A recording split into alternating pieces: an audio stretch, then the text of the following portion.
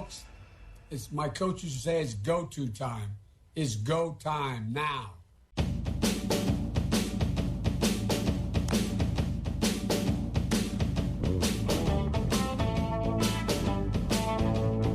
Welcome to the Kyle Olson Show. 17 days until November 3rd, Election Day. 17 days until we decide where we are heading as a country. Do we want 4 more years of Donald Trump, 4 more years of prosperity and hope, or 4 years of Kamala Harris and maybe Joe Biden? And the far-left radicalism they vowed to impose on us. Bombshell revelations came out this week about Hunter Biden, the son of Joe Biden. If you read through the allegations, you feel bad for Hunter Biden. At least I do. I sincerely do. He's had a hard life. His mother and sister were killed in a car accident when he was young. That had to be terribly, terribly traumatic. His older brother, who rose to be the Attorney General of Delaware, died of brain cancer. That had to be traumatic. He was kicked out of the Navy for drug abuse. You could see he had trouble in his life and he didn't make good decisions as a result. Americans have sympathy for those among us who have trouble, as we all do, to varying degrees at some point in our lives. I think many families can relate to that. But then, right under his father's nose, he starts making business deals in Ukraine and China. This is what a lot of people have suspected. But let's be real. Why else would the son of a sitting vice president be invited to engage in these things if it wasn't for access to the vice president? I mean, come on. Does anybody really believe there's any other reason? Remember when Chelsea Clinton was hired as a reporter by NBC? She was horrible, unwatchable. But her mother was going to run for president, so, got to get in good. So it turns out Hunter Biden, or someone representing him, dropped off his laptop computer to be fixed at a Delaware computer shop. They never came back for it, so the shop owner is able to claim it. He went through it and found a trove of emails, text messages, and photos that are clearly Hunter Biden's. He says he contacted the FBI, and he heard nothing back. Gee, what a surprise. They had a presidential candidate and then president-elect to take down, after all. Then he contacted Rudy Giuliani, who made a copy of the hard drive. The New York Post began releasing the contents of that this week. Here's one example from Rudy Giuliani. It reads as follows, and again, you can see it. You can see it on my website. It reads, this is from Hunter to Naomi Biden. I love you all, but I don't receive any respect, and that's fine, I guess. Works for you, apparently. I hope you all can do what I did and pay for everything for this entire family. From 30 years, or for 30 years. Why was he paying for everything for the family? Because he was getting the money, and they were keeping it from Joe, so he wouldn't have to report it. But he paid, for example, his half-sister's entire college education. Paid for a lot more things. In fact, in his own words, paid for everything. But then it goes on to say, because the boss, remember the Godfather, the boss has to wet his beak. The boss has got to get his money. The boss here is Pop. It's really hard, but don't worry. Unlike Pop, that's one of the names for Joe Biden, Democrat candidate for the United States presidency, I won't make you give me half your salary. In another story, one email broke down an equity split among several individuals of a Chinese company. The email from May 13th, 2017 said, quote, at the moment, there's a provisional agreement that the equity will be distributed as follows. 20 to H, which the Post says is Hunter Biden. Then there's other breakdowns for other individuals involved, including the Chinese link. Then the email said 10 held by H for the big guy, ? In one of the other emails, Hunter Biden referred to my guy, and it was clearly a reference to the vice president, his father. Now let's just stop right there. Don't you think you'd be pretty angry as a parent if you realize your son is scheming behind your back and referring to you as my guy to business partners? Maybe it wasn't behind his back. Maybe Joe Biden was in on it. Either way, it's shady and gross and unbecoming of someone who wants us to make him president. There's some loose ends here, but it seems like a pretty tight story to me. Names, dates, monetary amounts in black and white. Yet, here's how NBC News described it. Speaking of, the president's been talking a lot about Hunter Biden. Yeah. There's a bunch of back and forth. You can just bring us up to date on that. I will, and this is a questionably sourced story, to say the least, that appeared in a tabloid that President Trump and his allies are really trying to seize on here, alleging that Joe Biden may have had a meeting that was set up with somebody that Hunter Biden worked with on this Ukrainian company. Now, the story is so dubious, and we should note, by the way, that the Biden campaign says that meeting was never on Biden's official schedule. But Facebook and Twitter made moves to try to limit the spread of this story, and the Washington Post is reporting that some intelligence experts think this has the hallmark of like a disinformation campaign meant to interfere with the election, Savannah. Yeah. Questionably sourced story in a tabloid. See what she's doing there? They frame it like it's coming from the Trump campaign, and so you shouldn't believe it. It's coming from one of the oldest newspapers in America with the fourth largest circulation in the country. Does the computer shop owner have anything to gain by not telling the truth here? Does the New York Post? As this story sort of percolated under the surface earlier this year, there were a couple of times Joe Biden was asked about it. He lost his mind. Here's Savannah Guthrie of NBC News, who awkwardly and uncomfortably asked him about it. Do you think it was wrong for him to take that position? No. Knowing that it was really because that company wanted access to you? Well, that's not true. You're saying things you do not know what you're talking about. No one said that. Who said that? Don't Who you said think that? Don't you think that it's just one of those things where people think, well, that seems kind of sleazy. Why would he have that job if not for who his father was? Because he's a very bright guy. I guess the question I'm kind of asking is, Appearance. was it right? His appearance. Yeah. Yeah. Well, he said he regretted having done it. Yeah. Speaks for himself. He's a grown man. You gonna predict a win tomorrow? She's just sort of pawing at him, like she didn't really even want to ask about it, and he came unglued. He went after her. Here's another time. How is your role as vice president in charge of policy in Ukraine, in your son's job in Ukraine? How is that not a conflict of interest? It's not a conflict of interest. There's been no indication of any conflict of interest from Ukraine or anywhere else. Period. I'm not gonna respond to that. Let's focus on the problem. Focus on this man, what he's doing, that no president has ever done. No president. He was pointing his finger and yelling at the reporter. Ironically, the graphic on the screen said Joe Biden was calling President Trump a bully and a coward. And then during a town hall event in Iowa, Joe Biden just hit the roof. I got a question I want you to answer. We all know Trump has been messing around in Ukraine over there, holding their foreign aid for them to come up saying that we're an investigation. We don't know what he's no backbone for that. But you, on the other hand, sent your son over there, get a job and work for a gas company that he had no experience with, after nothing, in order to get access to the public, for the president. So you're selling access to the president just like you. So You're a damn liar, man. That's not true. And no one has ever said that? No one has proved that? I see it on the TV. You see it on the TV. No, I know you do. And by the way, that's why I'm not sedentary. I get up and no, let him go. Let him go. Look, the reason I'm running is because I've been around a long time and I know more than most people know. And I can get things done. That's why I'm running. And you want to check my shape line, let's do push-ups together here, man. Let's run. Let's do whatever you want to do. Let's take an IQ test. Number two. No one has said my son has done anything wrong, and I did not on any occasion. And no one has ever said it. Not I one. didn't say you were doing anything wrong. You said I set up my son to work in an oil company. Isn't that what you said? Get your words straight, Jack. That's what I hear on MSNBC. You don't hear that on MSNBC. You did not hear that at all. What you heard, look, okay, I'm not going to get in an argument with you, man. Well, I don't want to. Well, yeah, you do, but look, here's the deal. Here's the deal.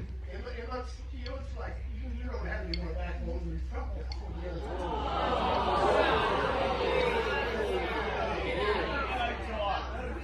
Any other questions?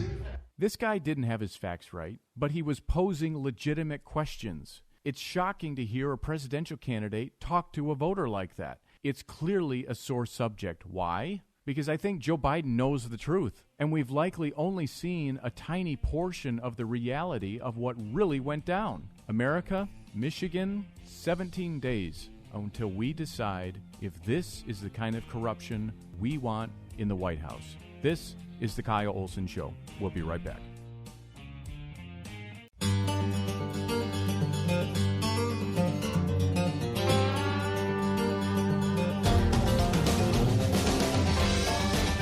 Welcome back to the Kyle Olson Show. Joining me now is Congressman Bill Huizenga, who represents Michigan's 2nd District and is up for re-election this year. It was announced on Wednesday that Congressman Huizenga had contracted coronavirus. So first of all, how are you doing? I'm doing fine, Kyle. Thank you for asking. And it certainly was a strange day. I woke up on Wednesday morning and I thought to myself, maybe I need a Claritin. And for anybody who lives in West Michigan this time of year, you know exactly why. It's just it was just felt at most a mild seasonal allergies.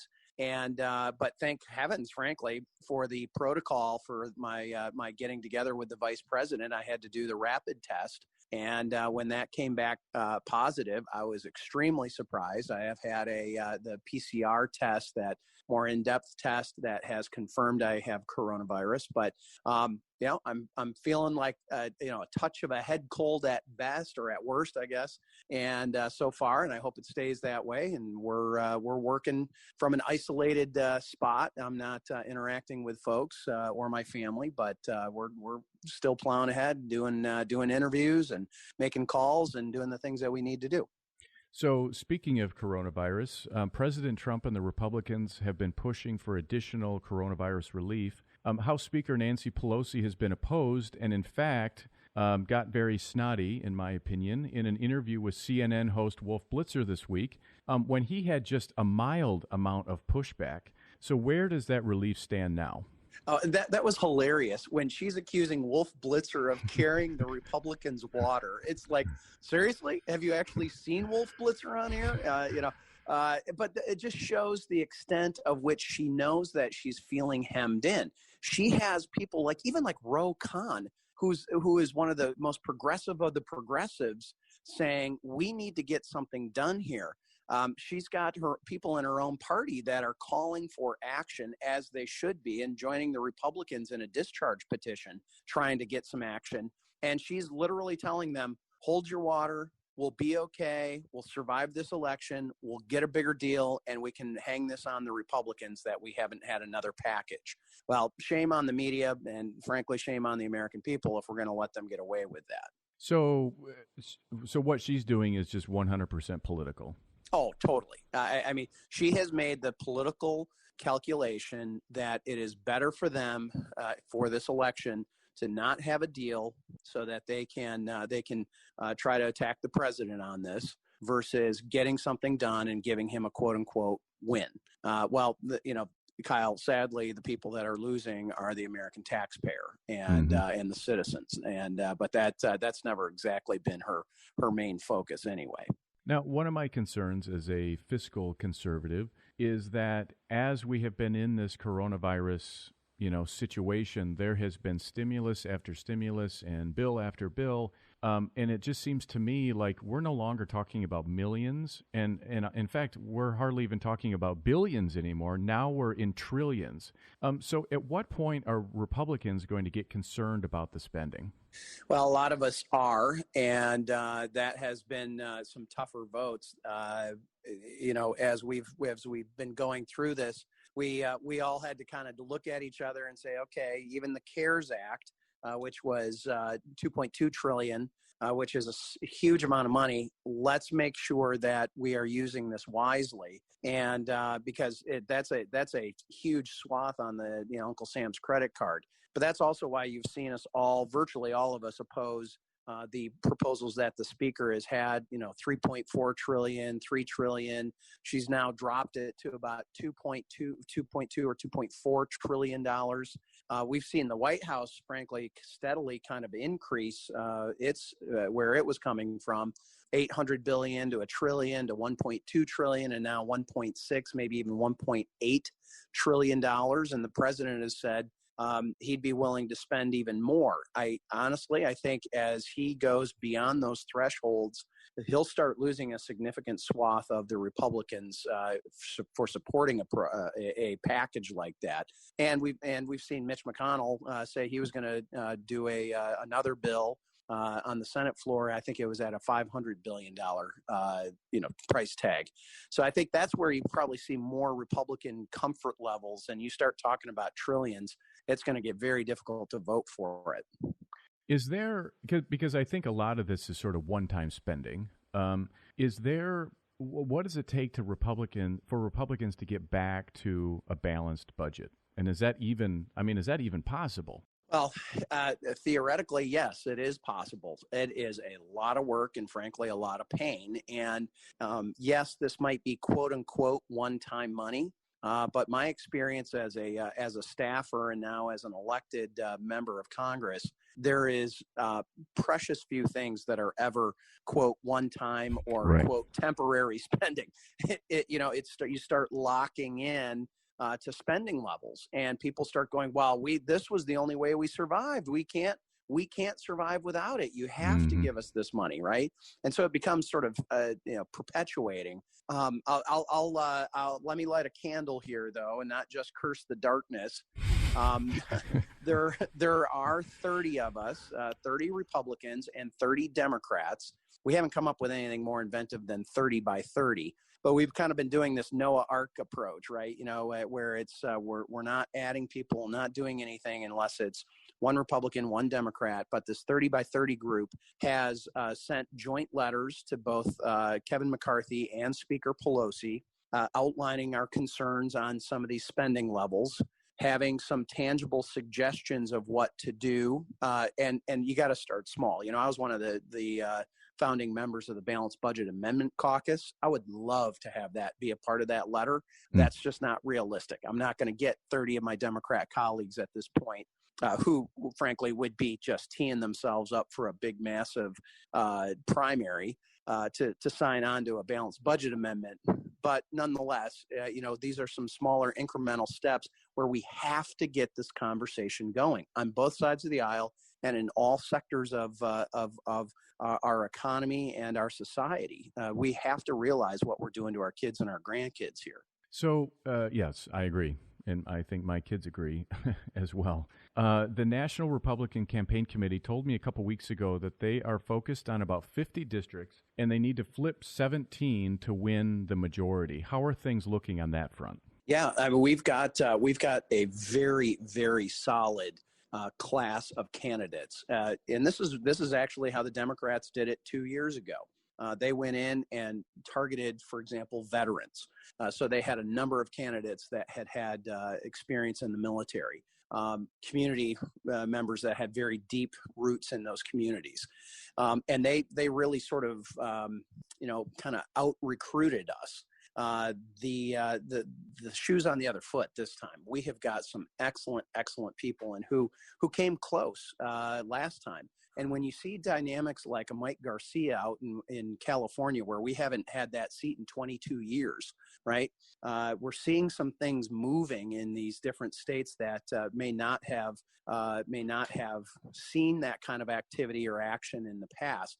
Well, looking at winning back some seats in New York, Claudia Tenney in New York, and looking at that Staten Island seat, getting that back into the Republican column. We've got some real good opportunities, and at a minimum, I think we do a significant narrowing of of the Democrats' majority, and we've got a real shot at taking a slim majority in the House as well. So, Congressman Bill Huizenga, thanks for joining me today. Hey, thanks, Kyle. Good to be with you. This is the Kyle Olson Show. We'll be right back.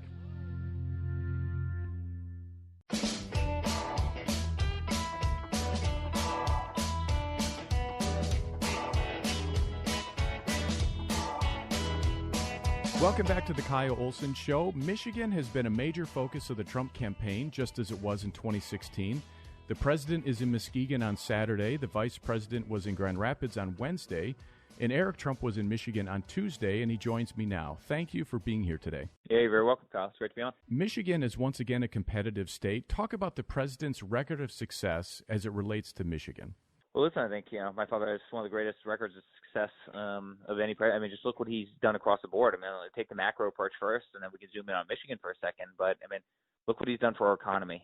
In the 8 years of Obama and Biden, the Dow Jones went up by 4,000 points. In the 3.5 years of my father, the Dow Jones has gone up by 12,000 points. The lowest unemployment, lowest African-American unemployment, lowest Latino unemployment. The guys rebuilt the entire military. You had a military that was run out of ammo, that was literally falling apart. Most of our aircraft couldn't get airborne. And look at our military now, $721 billion a year.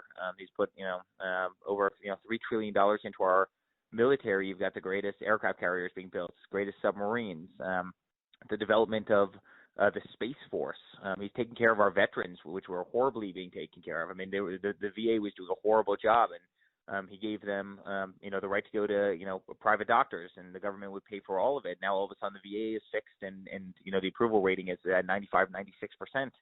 Today, it's unbelievable. You see what he's done in terms of school choice and fighting against, teacher unions all over the place. And, it's something that parents love and care about. Look at peace in the Middle East and the 2 peace deals that he did, last week alone. Look what he's doing on prescription drug pricing, with most favored nations. And prescription drug pricing is coming down. We were getting absolutely ripped off, and we're no longer getting used and abused by China and Mexico and the rest of the world. And he's protected our Second Amendment, and he's protected faith in this country. I mean, the Democrats have an all-out war on religion and faith in this nation, and they're attacking it. I mean, they took out the words "under God," Kyle, right, in the Pledge of Allegiance during the the DNC. They want to take "In God We Trust" off of our currency. They want to kneel for the national anthem, and they're not doing it anymore, and they're not attacking faith anymore. And I could go on for hours. Literally, I could go on for hours.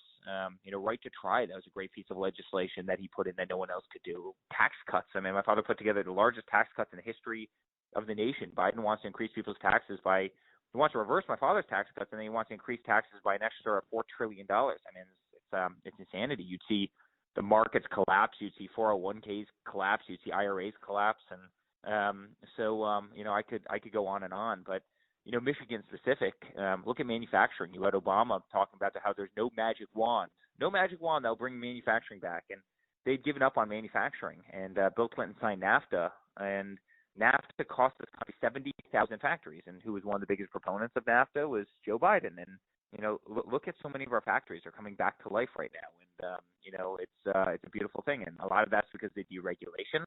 A lot of that's because of tax cuts that could make us competitive with the rest of the world again. And a lot of that, Kyle, is frankly because you finally have a president who's, an advocate and a cheerleader for America. Whereas, under Obama and under Biden, you had people going around the world apologizing for the greatness of America. And guess what? We're no longer apologizing anymore. So, listen, there's a million things, but, that's a long list of them.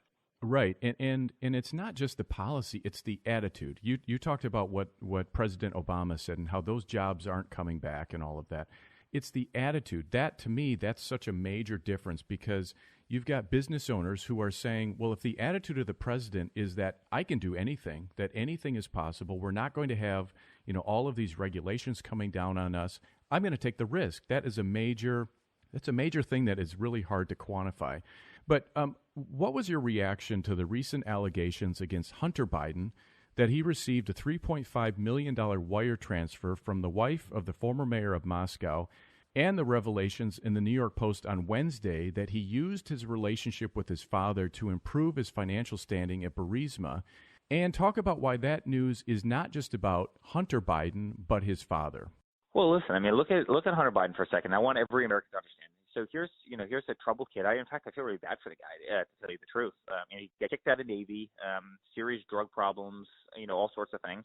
And then he goes over on Air Force Two to China with his father, and China gives him his fund $1.5 billion. Now, China doesn't give money to any American investment, right? I mean, they don't give it to anyone. They give $1.5 billion to Hunter Biden, a kid who not that many years before had gotten kicked out of the Navy for substance abuse problems. I can tell you, Kyle, they don't give $1.5 billion to BlackRock and the biggest, best investors on Wall Street. They give no money to these guys, right? But they were giving it $1.5 billion to Hunter Biden, a kid with real problems, right?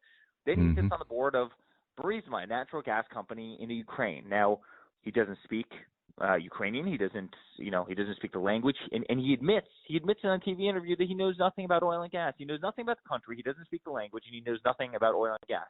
Why is he sitting on the board? And he's making literally hundreds of thousands of dollars per month sitting on the board, right? And they even asked him in one of these famous interviews, well, if your father wasn't the vice president, do you think you'd be sitting on the board? And he said, no, I doubt it. If your name wasn't Hunter Biden.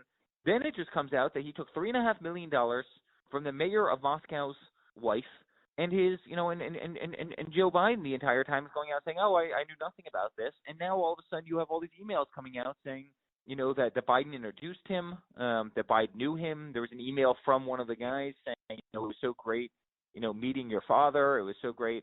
I mean, this is corruption at the worst level. If I did 1/100th of that, if I did 1/1000th of that, I'd be in jail for the rest of my life. I mean, here's a family that profited off of the U.S. government. You have Joe Biden, who's been in government for 47 years, 10 years longer than I've been alive. I want everybody just take a minute to Google his house. Google a picture of Joe Biden's house and tell me whether or not you think that a person who's been in government for 47 years with no other income outside of government, apparently, I mean, clearly there was, in my opinion. I mean, that's, but tell me if he could afford that house.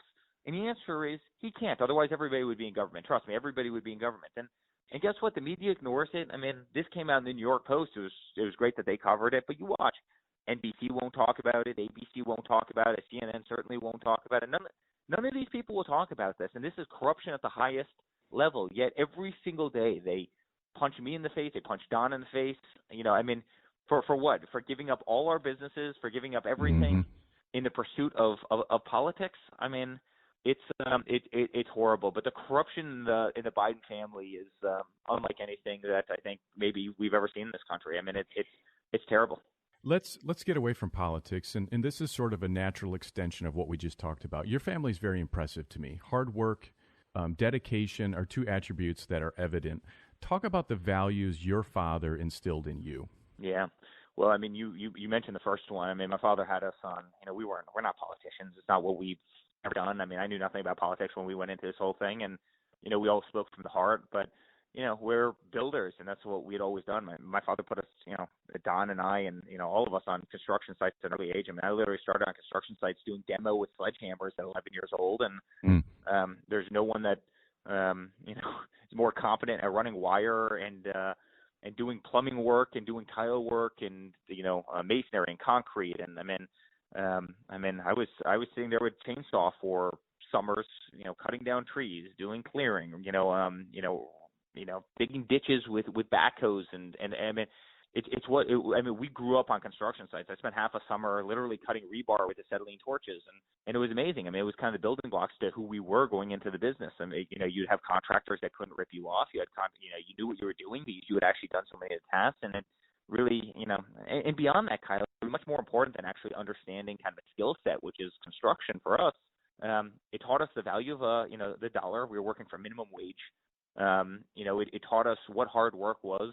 And most importantly, we were so freaking tired by the end of the day that we didn't have time to go do bad things, right? And you take type A kids and you give them too much discretionary income and you give them too much time, and they're going to find problems. They're going to find their way to rehab, or, and I can tell you a lot of acquaintances that I had, right? They went down really, really bad roads. And guess what? We were on a construction site at 7 o'clock in the morning, and, maybe we finished up at 4 or 5 o'clock in the afternoon. And guess what? We were exhausted. And we wanted to eat and frankly go to bed. And also, if you're making $4 an hour or whatever we were making at the time, which was low, I mean, you're not going to go take that money and go buy drugs or alcohol or other things.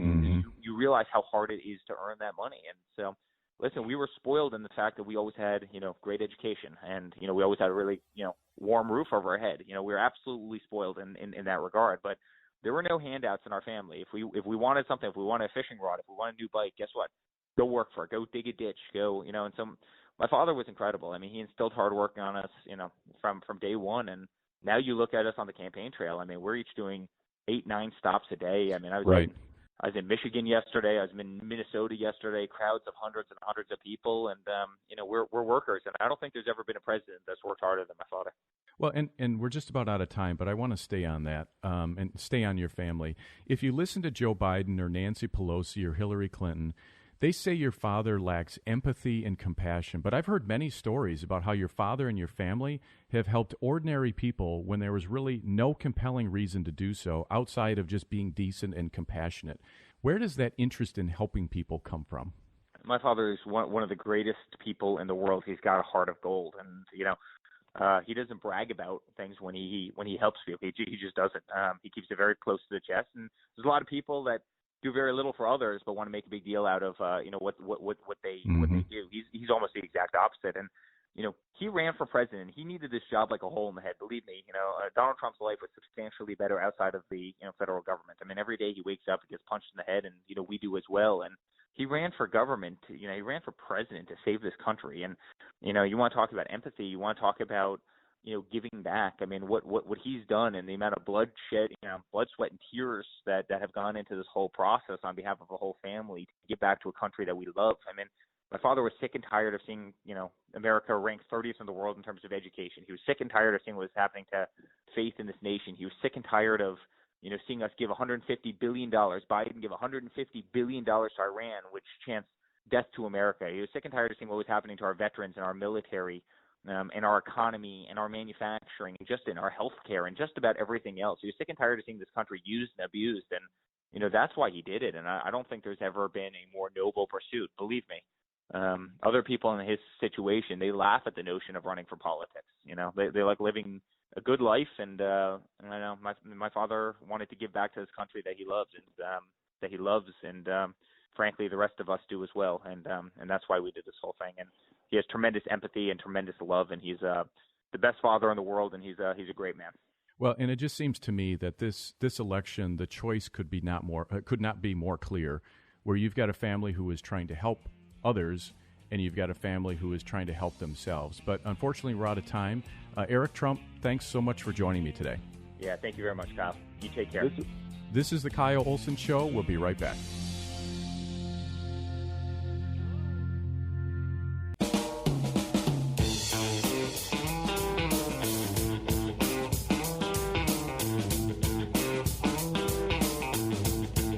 Welcome back to the Kyle Olson Show. A new documentary on America's broken immigration system was released on Friday, and I encourage you to watch it. It's called America's Forgotten, and it's a very interesting contrast between homeless veterans in Los Angeles and the flood of illegal aliens coming across our southern border, and it makes you wonder who American politicians are more interested in helping. Namrata Singh Gujral, who created the movie, is a self-proclaimed Democrat, a registered Democrat, which made her revelations all the more interesting to me. And she joins me now. So the first question I have for you is, what spurred you to make this movie? So Kyle, first of all, thank you so much for having me. The motivation behind the picture, actually, I was in India last year in 2019, making a picture on bone marrow transplants within ethnically diverse communities. It's a movie called Finding Match. So I did not really leave the United States with the intention of making this picture. As I said to you earlier, I'm a registered Democrat. I follow politics very closely. While I was in India, in North India, in the Himalayas,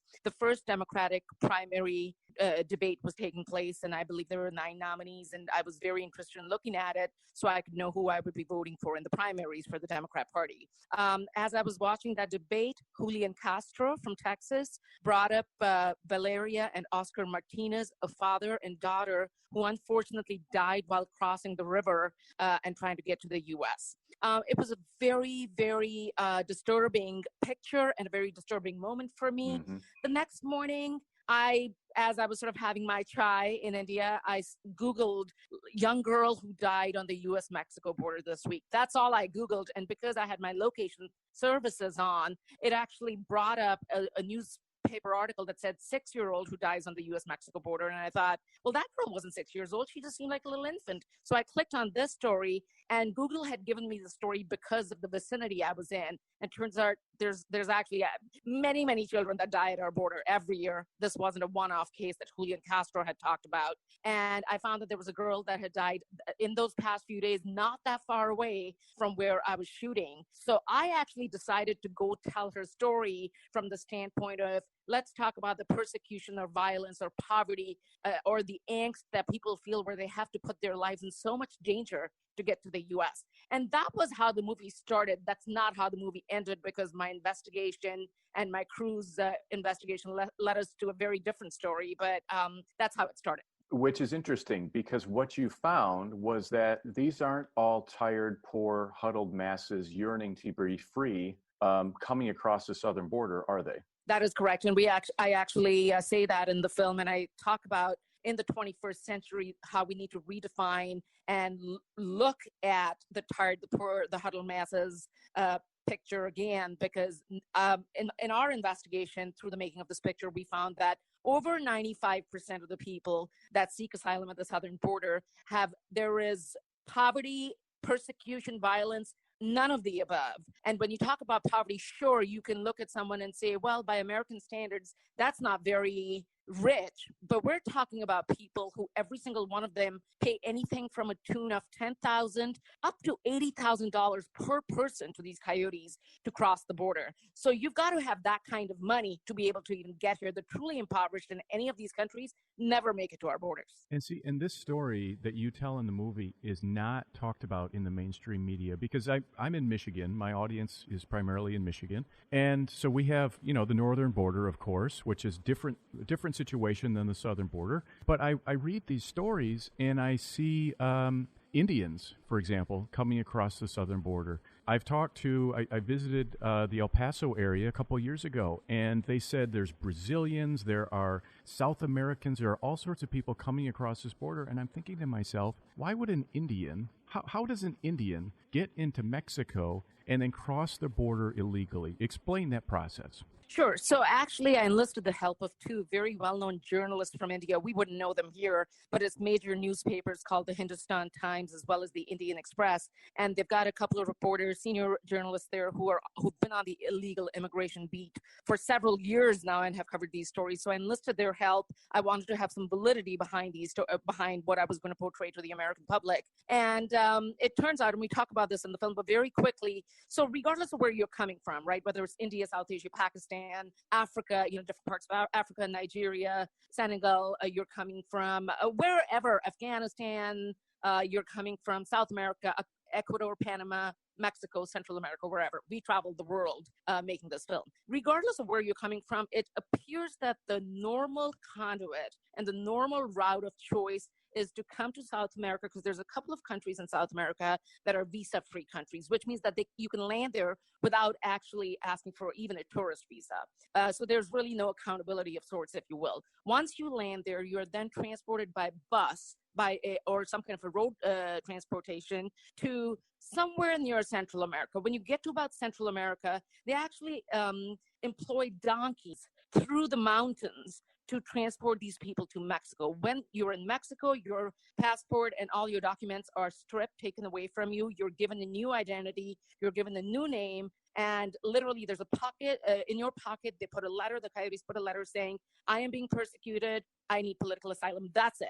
And you're given this name. And so your name may be Joe Schmo, and you're said to tell Border Patrol your name is Jane Doe. So basically you show up, you raise your hand, you say, I'm Jane Doe, and I was persecuted, and I'm looking for asylum. And by law, if somebody's asking for asylum, they do run the credible fear claim and stuff, and all of those, some of those things. But literally, would you believe that only about 10% of these cases are actually valid asylum cases, and 90%, and I think in my investigation, perhaps even higher, are just people who are just, there is no violence, there's no persecution, there's no poverty. Now, you touched on this point earlier, but I really want to focus on it, because to me, it was one of the most shocking moments. But there's a moment in the film where you show a clip of one of the Democrat presidential debates where the candidates are asked who would provide health care benefits to illegal aliens, and they all raise their hands. Then you make the point that coyotes, that is, people who are paid to get migrants across the border, they show that exact same clip to recruit people to make that trek? Tell me about that. Right. So again, through the journalist contacts that I made in India, they were able to actually set me up with an interview with the Coyotes. It's kind of like doing an interview with the Taliban in Afghanistan, I guess. You're not really going to show their faces or tell their names. And that's an understanding that you have as a filmmaker with them. But I was grateful that they were even willing to walk me through the process.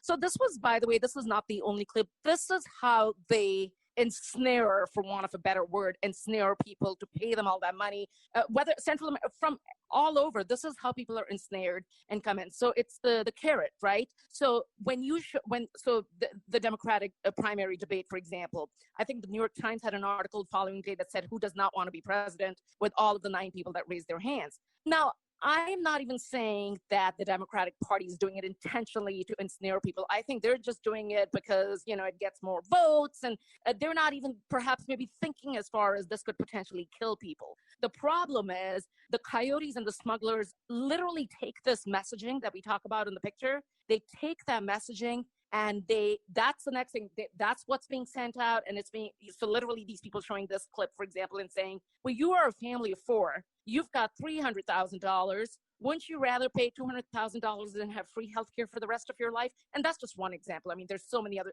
Every time my party, unfortunately, comes up with something as in, let's give coronavirus help to the illegal immigrants. They're actually converting that to rupees or Mexican pesos or whatever that is, and showing those numbers, so the numbers look even bigger than they are here. So, people look at it and they go, wow, I mean, this is where I need to be. Right. One thing I noticed, it's both on the poster but also in the film, is that all of the credits were withheld. Why did you decide to do that? Actually, it wasn't my decision, Kyle. But I fully respect, I do want to say this, I fully respect everyone's decision.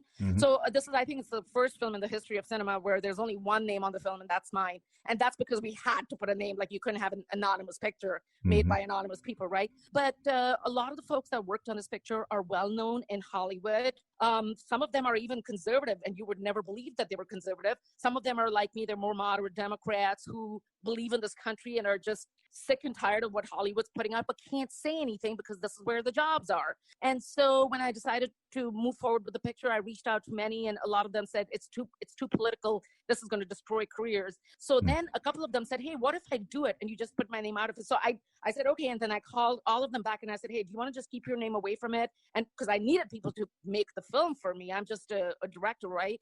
And so then that was the understanding we had. And we had an incredible team of about 60 people all around that basically worked on the picture. But my name is the only name associated with the film. So America's Forgotten is the movie. Where can people watch it? americasforgottenmovie.com, or if you just Google America's Forgotten, you go to the website. The movie is on our Uniglobe channel, which is our company. It's on Salem, which we just put out Uncle Tom, as well as No Safe Spaces. It's on iScreening. So there's various platforms, but go to americasforgottenmovie.com or Google America's Forgotten. Namrata Singh Gujral, thank you for joining me today. The pleasure's all mine. Thank you so much for having me. Thank you so much for joining me today. For more of my work, go to Breitbart.com or find me on Twitter, Kyle Olson 4. Use the same handle for Parler, Kyle Olson 4, KYLEOLSON and the number 4. This is the Kyle Olson Show.